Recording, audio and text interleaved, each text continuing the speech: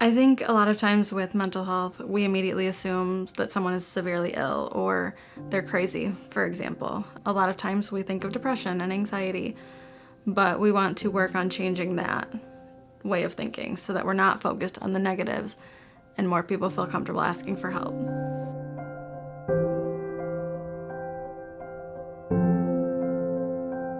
I'm a therapist. I'm a licensed clinical social worker.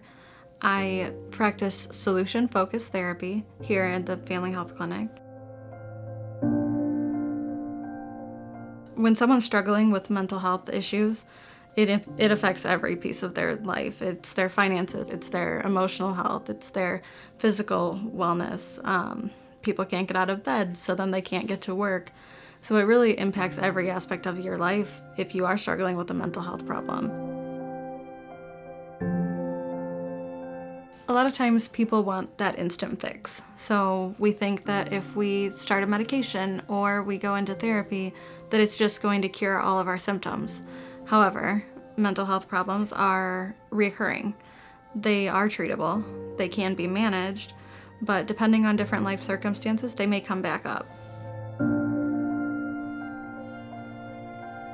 So if a patient were recognizing some symptoms of mental illness within themselves or a loved one, they could schedule an appointment with their primary care provider first, or they can schedule directly with me, and I can communicate with their primary care provider to determine what the best course of treatment will be.